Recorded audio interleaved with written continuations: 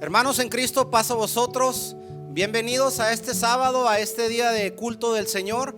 Estamos muy orgullosos de estar aquí con ustedes en la iglesia Galeana de Ciudad Juárez. Les damos la bienvenida a este culto y queremos empezar, hermanos, en esta mañana con una oración. Ahí donde usted está, vamos a pedirle que cierre sus ojos y nos acompañe. Padre nuestro que estás en el cielo, gracias te damos, Señor, porque en esta mañana estamos contentos, alegres, enfocados. Y cuando digo enfocados, Señor, es que estamos hablando de ti. Queremos alabarte, queremos bendecirte, queremos cantarte. Aparte de eso, el día de hoy vamos a estudiar tu palabra. Bendícenos, Señor. Sé bienvenido.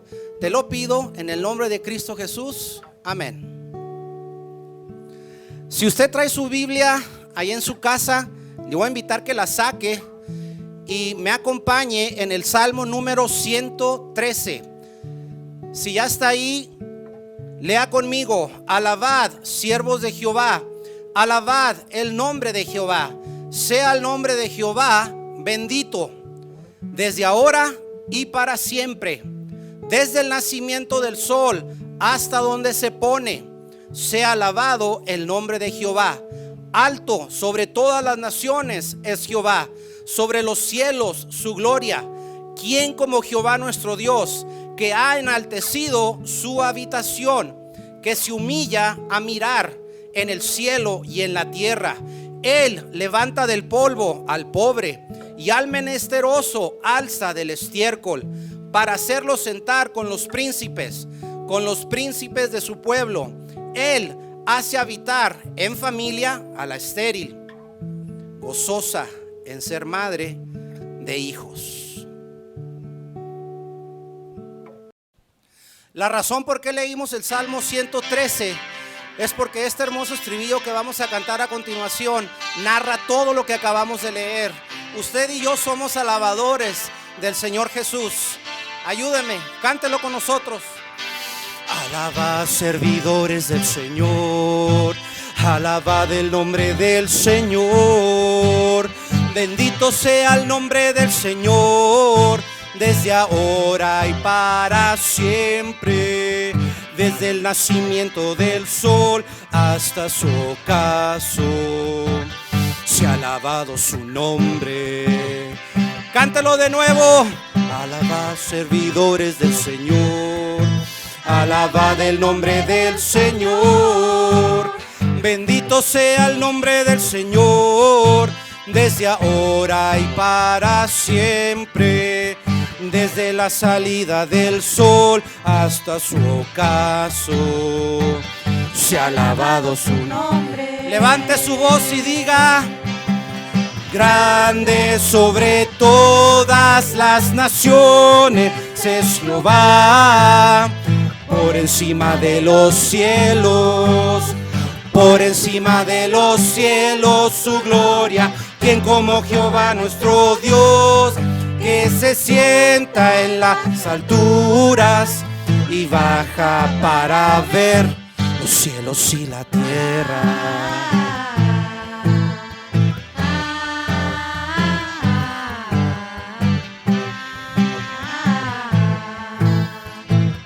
Él levanta del polvo, cántelo conmigo.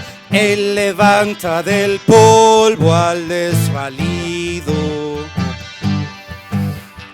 del estiércol hace subir al pobre, para sentarlo con los príncipes de su pueblo. Él asienta a la estéril como madre de hijos jubilosa. Grande sobre todas las naciones es Jehová, por encima de los cielos, por encima de los cielos su gloria. ¿Quién como Jehová nuestro Dios, que se sienta en las alturas y baja para ver los cielos y la tierra?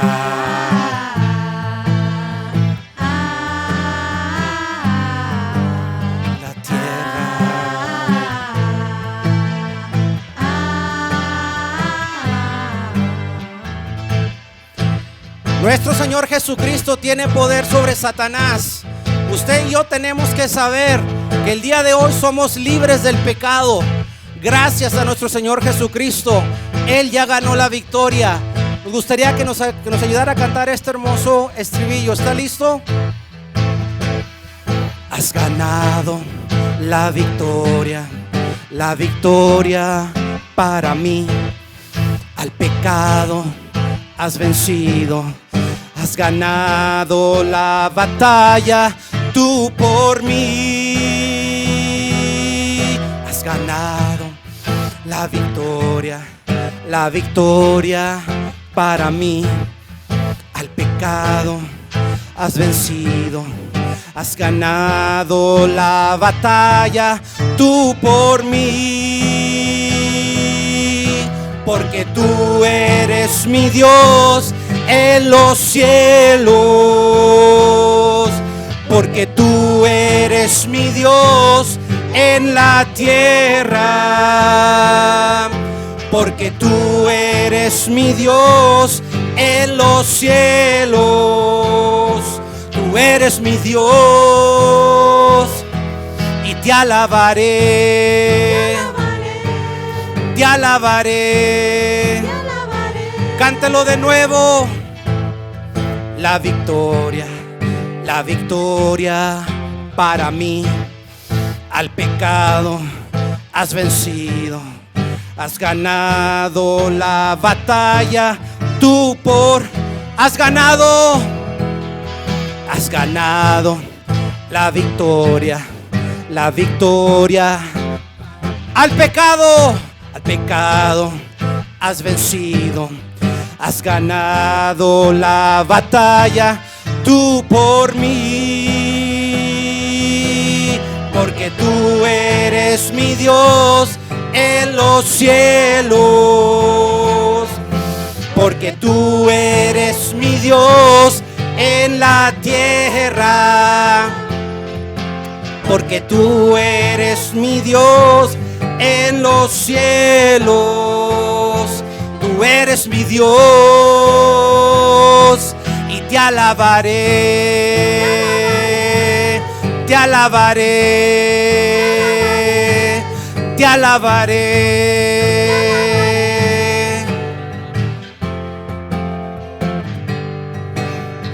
Tú eres mi Dios en los cielos.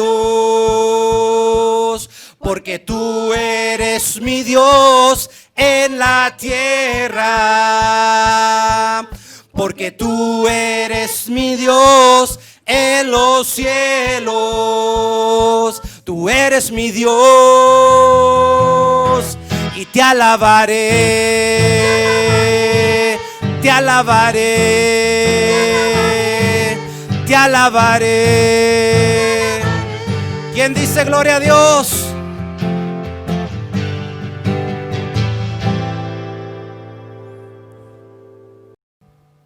El escritor de los Hebreos, en el capítulo 12, versículo 2, puestos los ojos en el autor y consumador de la fe, en Jesús, el cual, habiéndolo sido propuesto gozo, sufrió la cruz, y menospreciando la vergüenza, sentóse a la diestra del trono de Dios. Nuestro Señor Jesucristo mostró su amor para cada uno de nosotros al entregar su vida en la cruz. Y para mí, hermanos, eso es un amor divino, eso es un amor eterno. Cántelo con nosotros. En una cruz de cruel dolor, pendiente a Cristo contemplé, perdido entonces me miré. Divino amor, divino amor, divino amor, divino amor. Tu gran poder me conquistó. Será de ti mi corazón,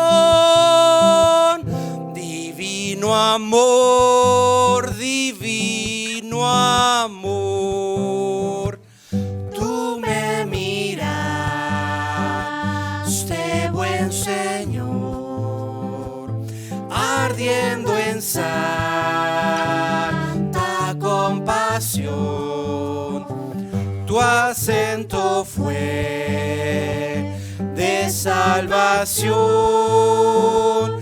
Divino amor, divino amor, divino amor, divino amor. Tu gran poder me conquistó.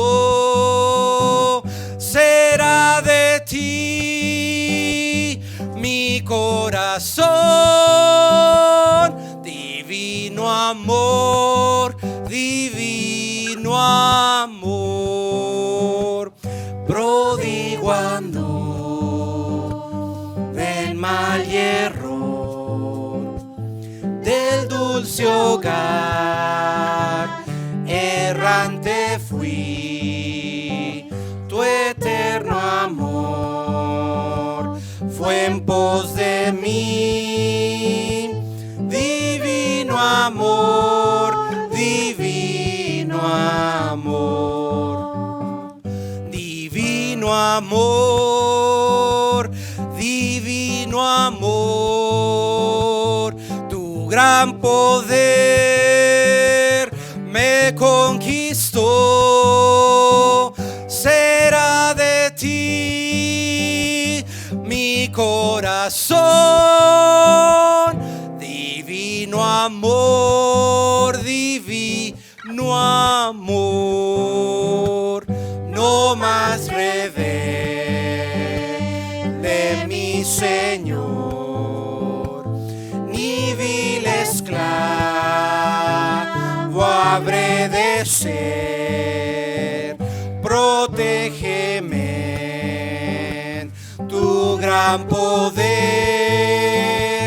Divino amor, divino. Levante su voz conmigo.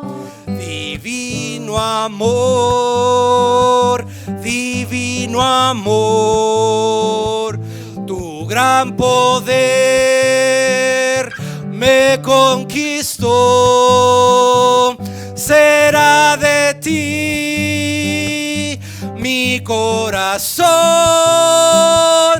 Divino amor, divino amor.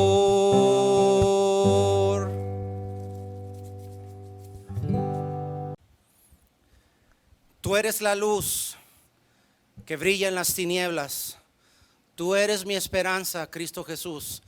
Y en esta mañana nuestros corazones han venido a adorarte. En esta mañana nuestros labios quieren cantarte. Queremos bendecirte.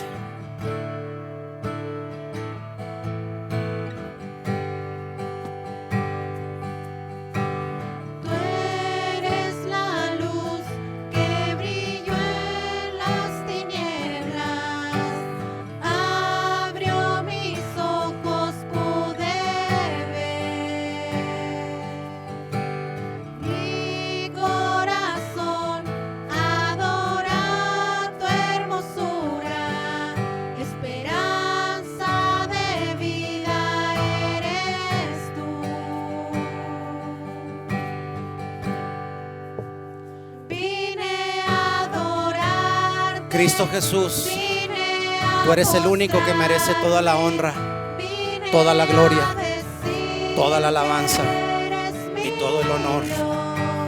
Tú eres digno, Señor. Y en esta mañana queremos cantártelo y decirte que tú eres nuestro Rey. Cante conmigo. Tú eres el Rey grandemente exaltado, glorioso por siempre, Señor. Al mundo que creaste, humilde viniste y pobre te hiciste por amor. Vine a adorarte, vine a postrarme, vine a decir que eres mi Dios. Solo tú eres grande, solo tú eres digno, eres asombroso Vine a adorarte, vine a postrarme, vine a decir que eres mi Dios. Solo tú eres grande, solo tú eres digno, eres asombroso para mí. Nunca sabré cuánto costó ver mi maldad sobre esa cruz. Nunca sabré cuánto costó ver mi maldad sobre esa. Nunca sabré cuánto costó ver mi maldad sobre. Por eso venimos a adorarte, Señor, en esta mañana. Vine a adorarte, vine a postrarme, vine a decir que eres mi Dios. Solo tú eres grande, solo tú eres digno, eres asombroso para mí. Hijo de Dios, ahí sentado a la diestra de Dios Padre, te adoramos con todo nuestro corazón. Queremos terminar esta mañana la alabanza a nuestro Dios con un popurrí de estribillos que seleccionamos, que nos hacen pensar que hay momentos hermosos cuando le podemos cantar al Señor y sentimos su presencia en nuestro corazón, sentimos su mirada desde el cielo. Y usted en esta mañana nos gustaría que nos acompañara y que sintiera en su corazón que Jesucristo está vivo. Hay momentos que las palabras no alcanzan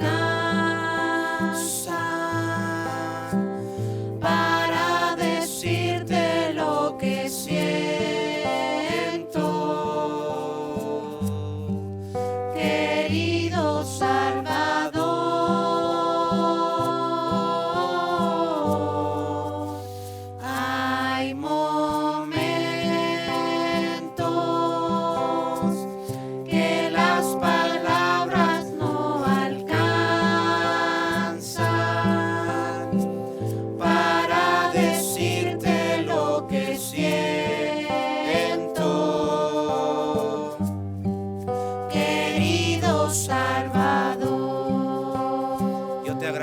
Padre,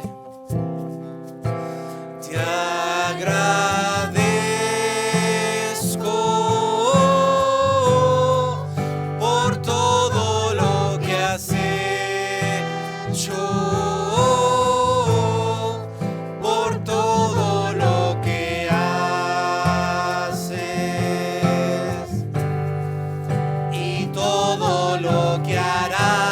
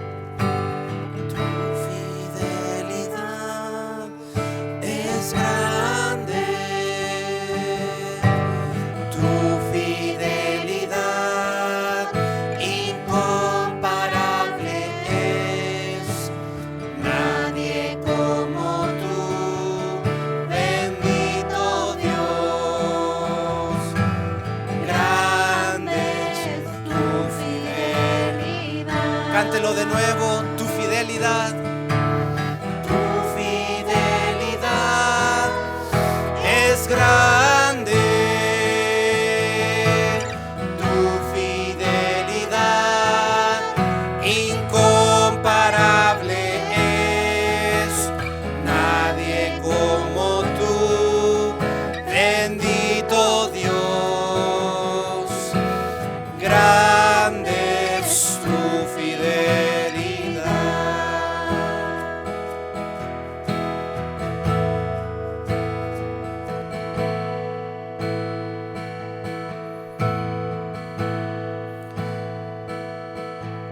Hay una fuente en mí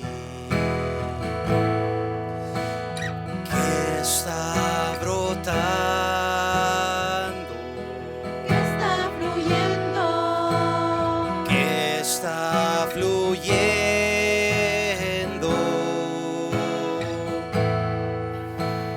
dentro de mí.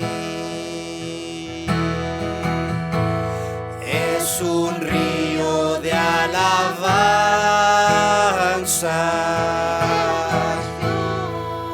y de adoración,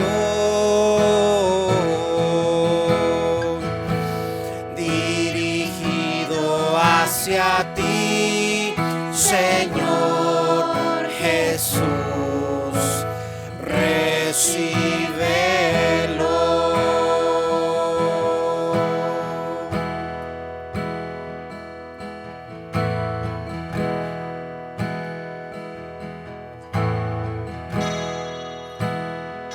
En esta mañana, Señor, queremos sentir tu mirada. Queremos pensar en ti. Cante con nosotros. Lleva mi vida a una sola verdad, que cuando me miras nada puedo ocultar.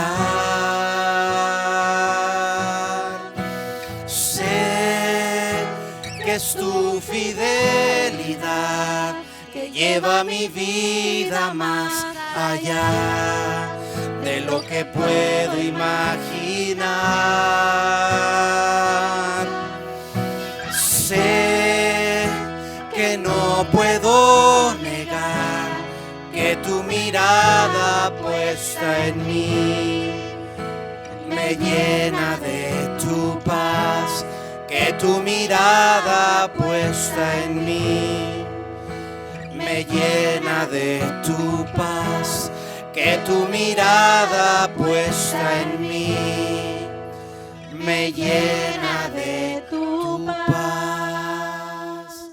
En esta mañana, Señor, te hemos cantado, te hemos alabado, te hemos glorificado y nos sentimos, Señor, orgullosos de saber que ahí donde tú estás sentado a la diestra de Dios Padre, hasta ese lugar ha llegado nuestra alabanza y nuestra adoración.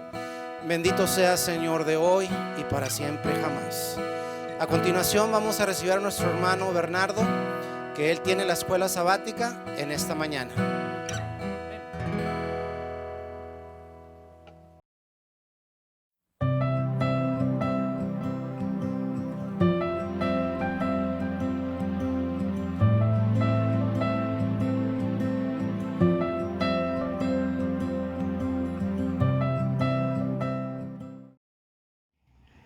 Hermanos, paz a vosotros.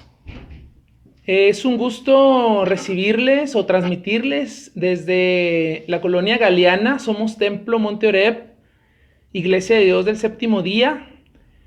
Y hermanos, les invito a hacer una oración para iniciar con el estudio de escuela sabática. Les enviamos un saludo. Padre Santo que estás en el cielo, Señor, bendito seas. Te alabamos, Señor. Tú eres dueño de todo. Te bendecimos porque desde el principio hasta el fin, Padre Santo, tú has sido y nos sigues guardando, Señor. Te ofrecemos nuestra alabanza y, Padre Santo, ahora es el momento de recibir de ti, recibir tu palabra. Has venido, Padre Santo, a lo largo de este trimestre mostrándonos cómo tu Espíritu nos inunda y nos impulsa Y ahora, Padre Santo, cerramos este trimestre recibiendo una palabra de aliento, de conciliación, Padre Santo, una palabra de orden, en el cual, Padre Santo, tú has pensado en todo para nuestras vidas. Te agradecemos, pues, en esta mañana, el que tú nos sigas, Padre Santo, uniendo a través de tu Espíritu, que tú sigas fortaleciendo nuestro ser. Síguenos guardando a cada uno, Padre Santo, de toda enfermedad, de toda maldad. Y, Padre Santo, confiamos en ti. Gracias te damos en el nombre de Cristo Jesús, tu Hijo amado. Amén. Bien, hermanos, nos corresponde estudiar la lección número 13. El título de la lección es Una iglesia ferviente. Me ha agradado que en este trimestre hemos tomado el énfasis de cada lección y en esta mañana nos corresponde el énfasis de regocijo. Y esta palabra desde un principio nos llena de aliento y visualizar esta escuela con ánimo. Dice el texto base, Hechos 15, 30 al 31. Así pues, los que fueron enviados descendieron a Antioquía y reuniendo a la congregación entregaron la carta, habiendo leído la cual se regocijaron por la consolación. Tenemos como base, hermanos, Hechos capítulo 6 del verso 1 al 7 y Hechos capítulo 15 del 1 al 29. Tenemos el ordenamiento de algunos diáconos, el cual nos muestra que nuestro Dios apoya a los primeros apóstoles, enviándolos y no desamparándolos. Y en estos versos, hermanos, encontramos que se seleccionan, se buscan personas. Dice el verso 3, quiero hacer énfasis, buscad pues, hermanos, 7 varones de vosotros de buen testimonio, llenos de Espíritu Santo y de sabiduría, los cuales pongamos en esta obra. Hay una misión delante de nosotros, hermanos, y ahora la primera iglesia aprende y se le es dado una instrucción de buscar varones, de buscar hermanos, de buscar ese vínculo espiritual que nos une a todos, y nos dice llenos del Espíritu Santo. Yo resalto de estos primeros 7 versículos el versículo 13, donde les dice búsquenlos y que sean llenos del Espíritu Santo. En esta lección, hermanos, vamos a tener como el objetivo considerar sobre aspectos fundamentales de la experiencia de hacer misión que tuvieron los apóstoles. Yo le pondría ahí los primeros apóstoles y sus colaboradores, y cómo la iglesia se abre paso de entre sus propias controversias. En nuestra iglesia, hermanos, dice un dicho cotidiano, un dicho: pueblo chico, infierno grande. Y parece que describiera lo que sucede en algunas localidades. Han llegado a el enojo, y esos episodios que quizá algunos podríamos recordar en los años anteriores, en algún conflicto, algún disturbio que se ha desarrollado en algunas de las localidades. Y nuestro Dios, hermanos, ahora hay que visualizar hacia la primera iglesia, el primer siglo, y nuestro Dios nos ha puesto, no nos desampara y nos brinda la respuesta. Y esto lo vamos a ir desencadenando poco a poco en el estudio, donde nosotros ante cualquier dificultad debemos apoyarnos en su palabra. La palabra nos da luz, la palabra nos da la oportunidad de descubrir las respuestas. Pero para leer la palabra, para descubrir esas respuestas, necesitamos el Espíritu. El Espíritu nos guía y nos da discernimiento. Quiero continuar con la introducción. Los creyentes tenemos la bendición de formar parte de una cadena de acontecimientos que van del inicio de la historia hasta la culminación de los tiempos. El proyecto de Dios consistente, en el rescate de la humanidad. Este ha inaugurado la etapa final de la historia en Cristo. Los escritores del Nuevo Testamento han sabido recopilar y reconstruir una versión carismática de la historia. No han tratado los datos biográficos con la mentalidad de un cronista investigador. Antes han resaltado el núcleo del mensaje, la redención operada en Jesucristo. Las Escrituras presentan la biografía de Jesús en el marco cronológico, un tiempo cuantitativo, pero el énfasis está en la intervención de Dios en esta historia. Kairos, tiempo cualitativo. Nuestro Dios, hermanos, nos da un mensaje que no solamente se queda en el primer siglo, sino que sigue vigente, y esto ha sido una expresión en algunas palabras de algunos ministros, diciendo hasta nuestros días sigue vigente la palabra de nuestro Dios. El eje de la cronología carismática de Cristo se encuentra en su sacrificio, muerte y resurrección, lo que lo ubica como Señor de la historia. Los acontecimientos han sido ordenados bajo el antiguo calendario sacerdotal, puntualizando que los evangelios son textos religiosos que revelan un nuevo camino para la continuación del tiempo en el reino de la gracia. Con el ministerio de Jesús, todo pecador se puede identificar de entre tantos pregoneros de paz. La captura, juicio y muerte de Jesús trajo desconsuelo a los discípulos y grupos marginales que conocieron su mensaje. No obstante, la visión fue renovada al tercer día de su muerte por la noticia de la resurrección.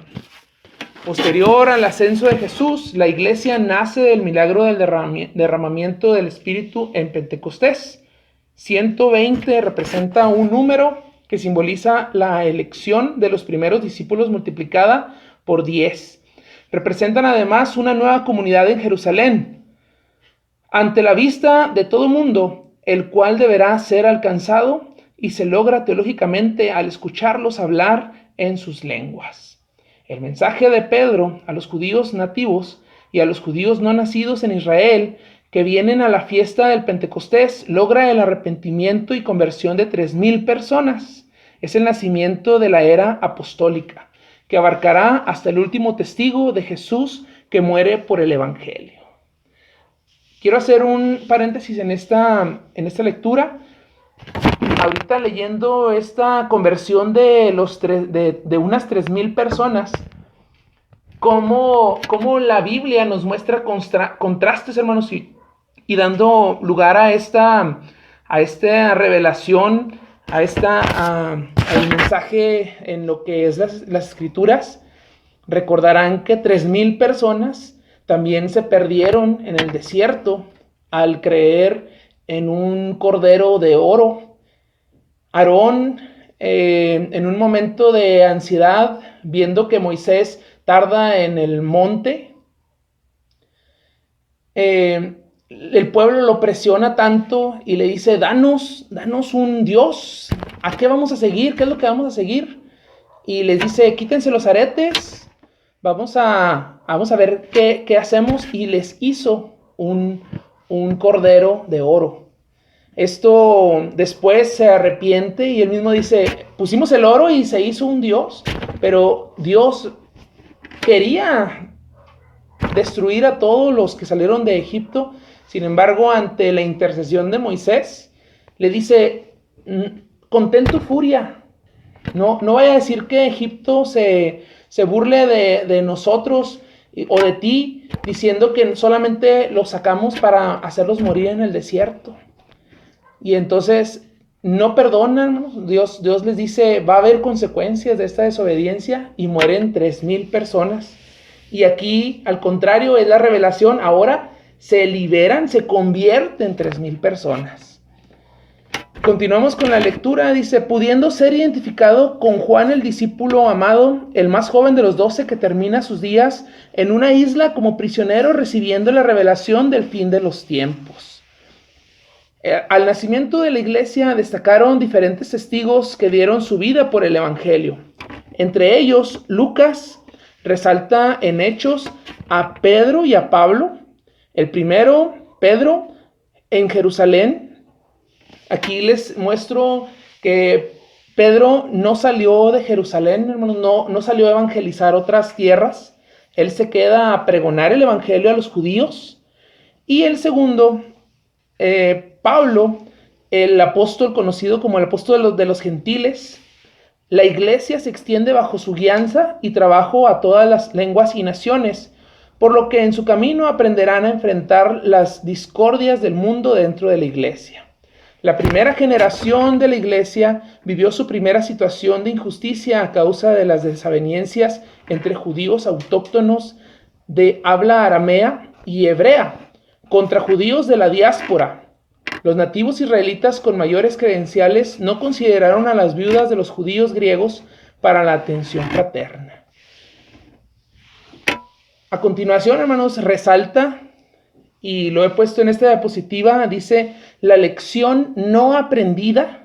O sea, ya se había dado el mensaje de vida, de compasión, el mensaje de perdón, de decir, acérquense, hay vida eterna. Y aún así, hermanos, todavía la primera generación de algunos que compartieron su vida o su caminar con Jesús en los pueblos donde Jesús iba caminando, aún viendo esa generación a Jesucristo, algunos no aprendieron la lección y querían poner cargas, querían establecer normas a seguir para alcanzar la salvación. Dice que la lección no aprendida hace que se repita la discordia entre las comunidades paulinas, donde los judeocristianos de la diáspora ahora juzgan con menos títulos a sus nuevos hermanos llegados del paganismo.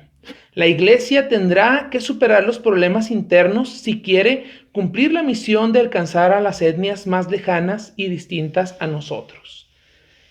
En este tiempo, hermanos, celebramos 100 años. Esta semana pasada, el 20 de septiembre, decíamos y celebramos que la iglesia, un predicador, tuvo esa proyección, ese impulso del Espíritu para plantar la primera iglesia y establecer una organización en México. Y hermanos, yo les diría, ¿y hemos aprendido la lección? Estamos viviendo este centenario, viviendo el fulgor del evangelio, el fulgor de la compasión, el fulgor de extender nuestra mano como verdaderos hermanos, o continuaremos, hermanos, después de 2000 años, de 20 siglos, todavía seguiremos sin aprender la lección. Es una pregunta que nos debe hacer reflexionar. Y verdaderamente, hermanos, anteponer las escrituras, anteponer el amor hacia nuestro hermano. Con el tiempo, la iglesia del presente ha comprendido que la hegemonía a la que somos llamados no es cultural o social, sino de la vivencia en el espíritu, como una comunidad de hermanos que no se rompe por aspectos no fundamentales, fortaleciendo más bien el factor de unidad que es la gracia y la fe de Jesucristo. Ojalá que seamos esa iglesia, hermanos.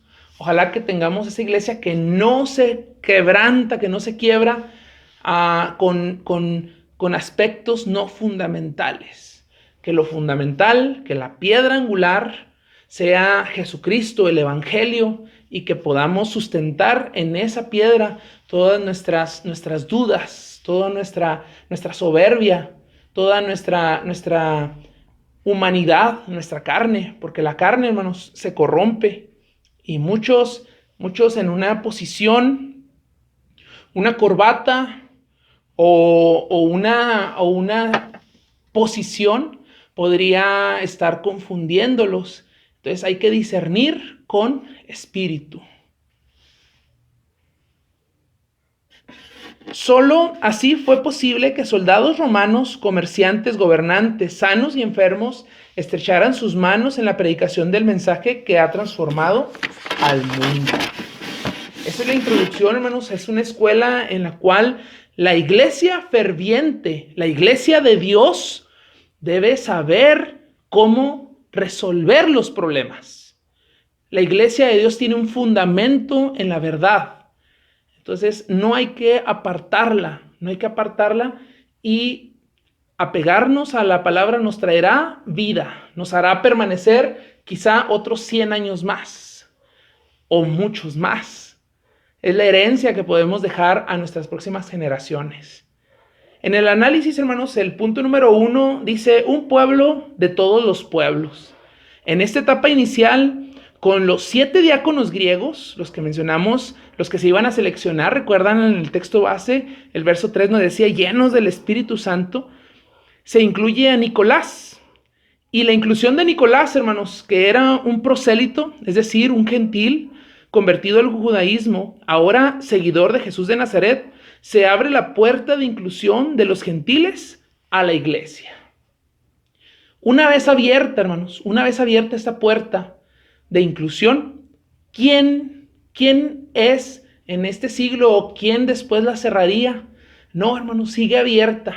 La inclusión, debemos ser una iglesia inclusiva. Y esto hemos aprendido, y mucho más en los últimos años, a permitir convivir, a hermanarnos verdaderamente con personas diferentes a nosotros.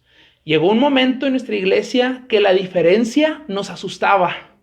Y esa diferencia, hermanos, quizá nos limitó y muchos años fuimos estancados dentro de nuestra iglesia. Diferencias quizá étnicas, quizá de modos de hacer las cosas.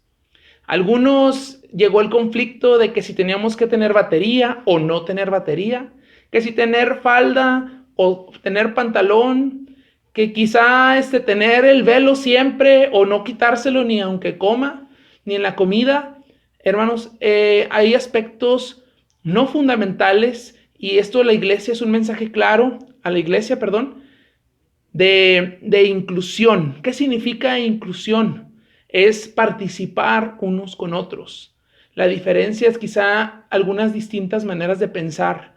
Los jóvenes de hoy hay necesidades y las necesidades deberán ser escuchadas. Los adultos mayores tienen necesidades. Esas necesidades tendrían que ser escuchadas. Debe aumentar la tolerancia dentro de nosotros. Debe aumentar el amor. Debe aumentarse la paciencia. Debe de multiplicarse esa cohesión. Algunos de estos diáconos fueron más allá del servicio de las mesas. Por ejemplo, vamos a ver a Esteban. Esteban, hermanos, predica en el templo señalando la culminación de todo tipo de santuarios. O sea, que hasta ese momento eran una base de la religión. En los tabernáculos, en el templo, hermanos. Y llegó a predicar dentro de estos y fue amonestado por los dirigentes por el ataque contra Jesús. Él llegó a amonestar a los dirigentes por el ataque contra Jesús. Esta acusación o esta amonestación le provocó o le causó, este acto le llevó a la muerte, hermanos. Lo llevaron fuera de la ciudad y lo apedrearon. Aunque tengamos una labor administrativa o litúrgica en la iglesia, todos debemos testificar, dice aquí. No debemos de callar, debemos de compartir las buenas nuevas. Con la muerte de Esteban, hermanos, inicia una persecución. Algunos cristianos huyen a Antioquía de Siria. Desde ahí, Felipe, otro diácono, se dirige a Samaria. Vamos a ver ahora a Felipe. Felipe, hermanos, se dirige a Samaria, que por ser un territorio prohibido para judíos, estaba libre de persecución. Pero luego Felipe, hermanos, es enviado por el Espíritu a un funcionario eunuco de la reina Candace de Etiopía. ¿Qué significaba la pregunta? ¿Qué impide? Recordarán ustedes, hermanos, que Felipe se incorpora al carro de este etíope, de este eunuco, y sabemos el significado de compartir la palabra a una persona que los judíos tenían una barrera y decía, no te juntes ni siquiera con ellos. Y Felipe le comparte las buenas nuevas y entonces andando la carreta dice que el eunuco ve un depósito de agua y le dice, entonces, si aquí hay agua, ¿Me puedo bautizar? ¿Puedo yo hacer ese acto de conversión? Y Felipe, hermanos, dice, no hay, si tú crees, vamos a ver las palabras que le dice. Dice, si crees de todo tu corazón, bien puedes. En Cristo, hermanos, las barreras se han roto para la humanidad. En la iglesia de Dios del séptimo día, hermanos, se deben romper las cadenas, debe de superarse, hermanos, toda barrera que impida la inclusión a nuevos miembros. Debemos crecer, y muchos escuchan y cantamos y con júbilo decimos, bienvenidos. Pero hermanos, la realidad es que creamos una membrana, creamos una protección y muchos nos lo han expresado. Nos dicen, es que no me acoplan, no me siento integrado. Es que hacen su grupo y no, yo pensé que me iban a invitar. Y pareciera que somos herméticos, hermanos, y debemos de ser inclusivos. En Cristo las barreras se han roto para la humanidad. Los cristianos venidos de la diáspora escucharon en sus sinagogas el mensaje de los misioneros y además fueron el enlace para creyentes incircuncisos, quienes en muchos casos serían sus amigos y familiares. Pablo de Tarso, ciudadano romano por herencia, judío por cultura griega o helénica, sabemos de Pablo, y aleccionado en el judaísmo por Gamaliel, se convierte a Cristo por una visión no del Cristo terreno, sino del Cristo resucitado, y es bautizado en Damasco. Recordamos, hermanos, la proyección de Pablo en los primeros capítulos donde nos lo presenta. Dice que era defensor de la verdad. Él se creía que iba a perseguir a los que estaban causando disturbios y tiene un encuentro, dice que con Jesucristo el resucitado, y le dice, ¿a quién buscas? ¿A quién persigues? Y Pablo le dice, se queda ciego del resplandor de la experiencia y se le dan instrucciones para descifrar la verdad, para realmente recobrar la visión, y se le es dada la visión, se le da espíritu, hermanos, para reconocer la verdad. Y ahora sí, como dijo Job en el Antiguo Testamento, yo podría aplicar las mismas palabras. Dice, ni de oídas te había oído. Aunque era un aleccionado en el judaísmo, dice aquí por discípulo de Gamaliel, yo le podría poner las palabras de Job. Dice, ni de oídas te había oído. Y se vuelca, hermanos, en ese amor, en la verdad de la pasión, del amor de Cristo Jesús. Y es uno de los discípulos más importantes, de los apóstoles más importantes, los cuales llevarían la verdad a nuevas naciones, nuevas lenguas, y comparte las buenas nuevas a países tan lejanos. Dice aquí a continuación, el testimonio de conversión es fundamental para ser testigo de Jesucristo. La pregunta para usted, hermano, en casa, y recuerde cómo fue su momento de conversión. Cuando usted visualizó, se abrieron esos ojos y empezó su corazón a palpitar de la pasión para servir a Cristo Jesús. ¿Cuándo, en qué año se vivió ese primer amor? Y hermanos, la continuación de este punto podría ser, renueve esa pasión. Nuevamente vuelva a su primer amor. Renueve, diga, centenario, ahora de la nueva cara al centenario, una nueva actitud. Volcarnos a hacer mejor las cosas, hermanos. En nuestra iglesia hemos caído muchos en la rutina y hemos caído que sábado a sábado, y lo habíamos tenido, esta pandemia nos ha mostrado que la rutina nos hace daño y muchos llegamos a confundirnos y no sabíamos ni cómo digerir el no ir a la iglesia. Esta pandemia nos ha traído, hermanos, la las circunstancias para meditar en lo que verdaderamente es el primer amor para con nuestro Dios, el ser verdaderamente siervos, el ser verdaderamente cristianos, seguidores verdaderamente de Jesucristo. Continuamos al siguiente punto, el número 2, dice, la iglesia enfrenta sus problemas abiertamente. Y ahora vamos a visualizar el capítulo 15, desde el primer verso al 19. Y en esta sección, hermanos, dice que se organiza una asamblea en Jerusalén y termina esta sección, hermanos, con el verso clave, con la carta apostólica. Y entonces, hermanos, empieza a haber problemas. Dice el capítulo 15, entonces algunos que venían de Judea enseñaban a los hermanos que si no os circuncidáis conforme al rito de Moisés, no podéis ser salvos. He aquí una postura. Así que suscitada una disensión y contienda no pequeña a Pablo y a Bernabé contra ellos, determinaron que subiesen Pablo y Bernabé a Jerusalén, y algunos otros de ellos a los apóstoles y a los ancianos sobre esta cuestión. Fíjense, era un problema no pequeño, quiero resaltar eso. Ellos pues, habiendo sido acompañados de la iglesia, pasaron por la Fenicia y Samaria contando la conversión de los gentiles y daban gran gozo a los hermanos. Y llegados a Jerusalén, fueron recibidos de la iglesia y de los apóstoles y de los ancianos y refirieron todas las cosas que Dios había hecho con ellos. Mas algunos de la secta de los fariseos que habían creído se levantaron diciendo, ¿qué es menester circuncidarlos y mandarles que guarden la ley de Moisés?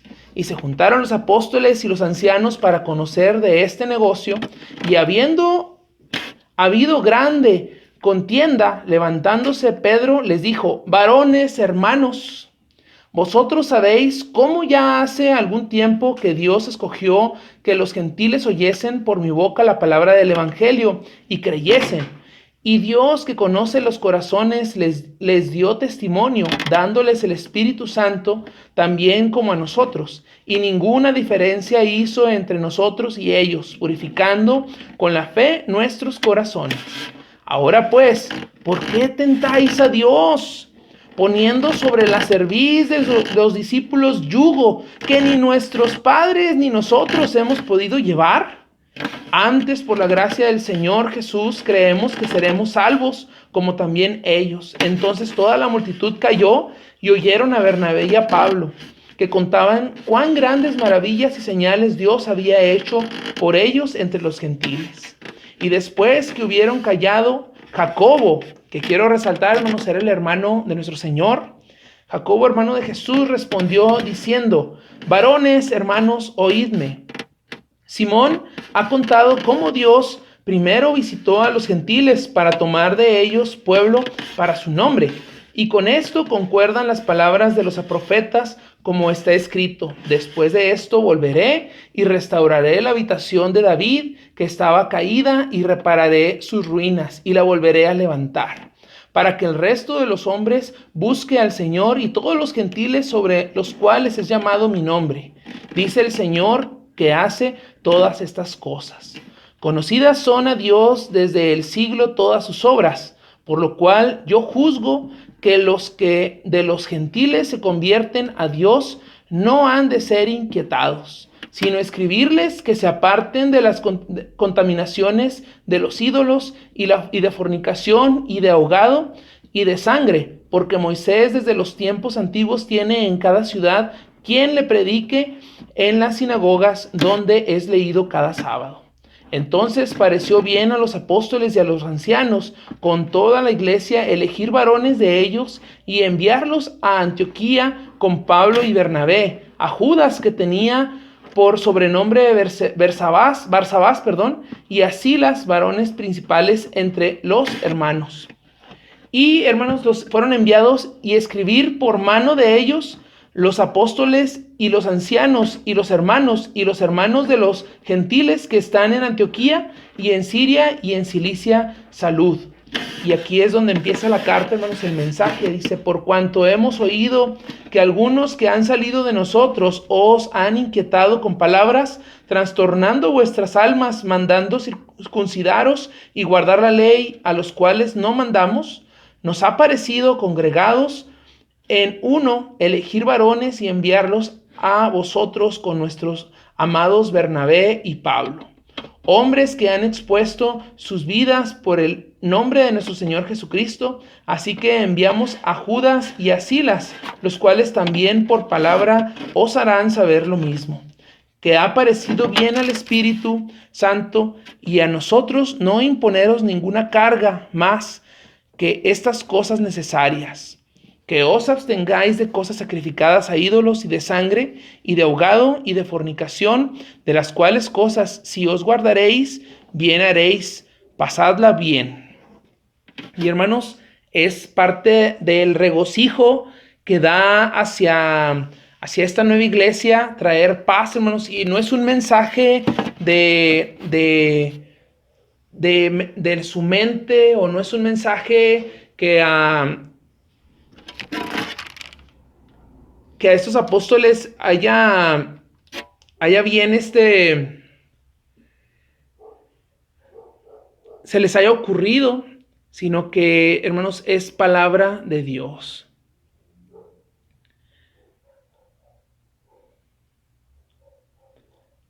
Dice: después de la experiencia de testificar las maravillas del Evangelio al mundo gentil, algunos piden que estos nuevos conversos se sometan a la legislación de Moisés para lograr la salvación.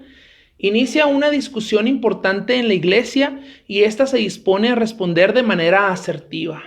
Es cuando Pablo y Bernabé, hermanos, dan su testimonio, los escuchan, se dan el tiempo de escuchar, y esto nos va dando un modelo, hermanos, a seguir, que gracias a Dios en nuestra iglesia se ha normado, se ha dado el seguimiento para respetar, hermanos, haya una audiencia, se escucha el parecer, se escucha la inconformidad, y también, hermanos, se pone a evaluación a través de la palabra, y, hermanos, en un concilio. Y esto es precisamente, yo meditaba en lo que significa el concilio. Es conciliar, es buscar el entendimiento de ambas partes en un conflicto, y es traer un acuerdo. Pero, hermanos, aquí en la lección nos resalta que dice: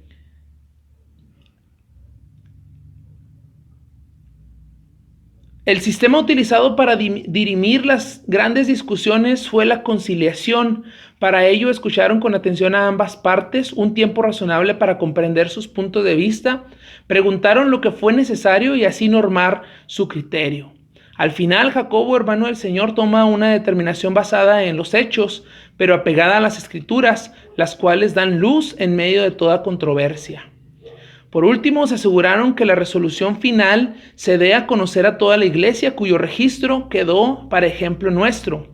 Los conflictos en la iglesia deben ser tratados con justicia y verdad, pero siempre, hermanos, buscando el bien del cuerpo de Cristo, llegando a acuerdos conciliatorios que nos permitan seguir caminando juntos.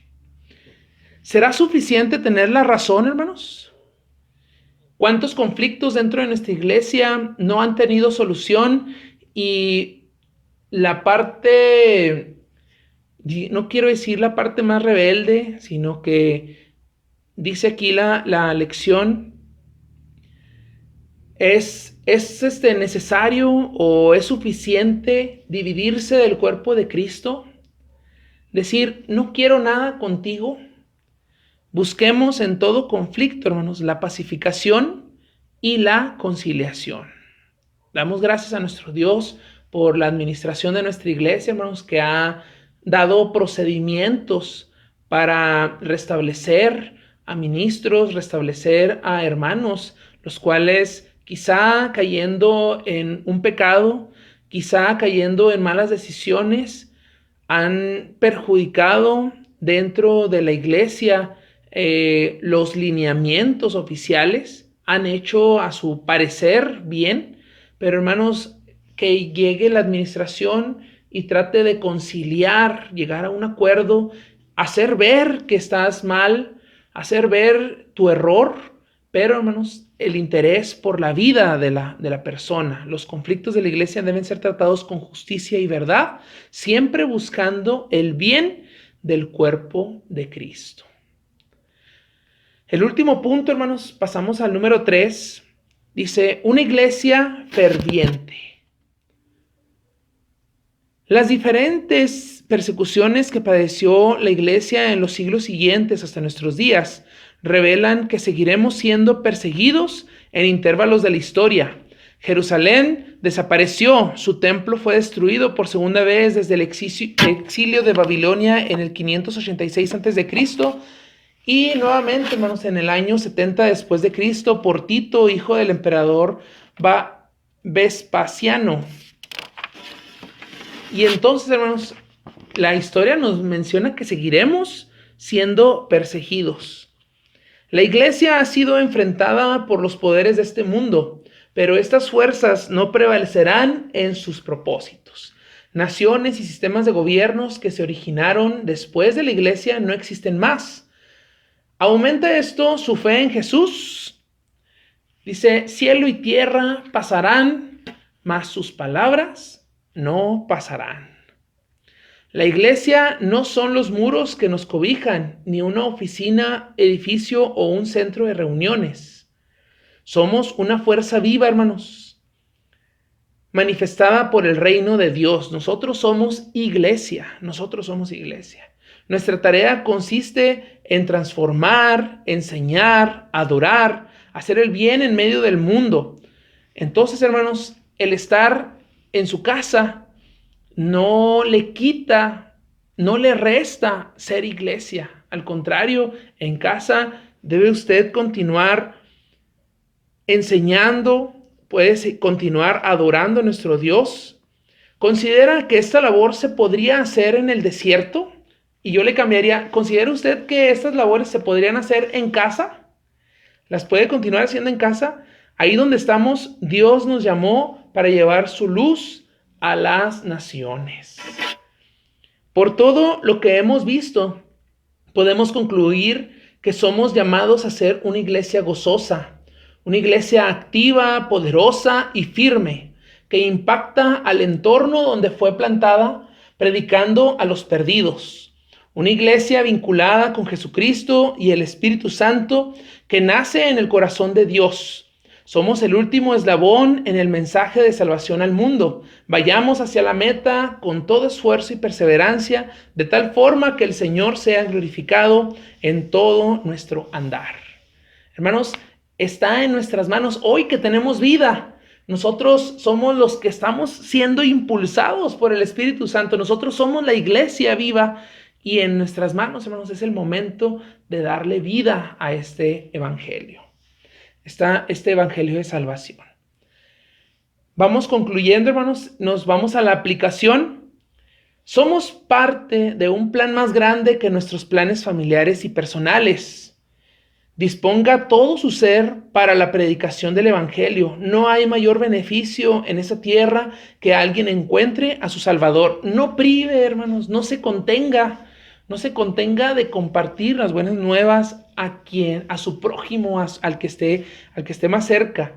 Estudie durante el resto del año el libro de Hechos de los Apóstoles y descubra con nuevos ojos cómo es que Dios ha estado manifestando su amor por el mundo en cada acto de fe de su iglesia. Procure que entre los problemas por los que pasa la iglesia y su familia se muestre siempre el carácter de Cristo, el príncipe de paz. Que nosotros, hermanos, esa palabra de ser cristianos, que seamos reflejo verdaderamente de Cristo.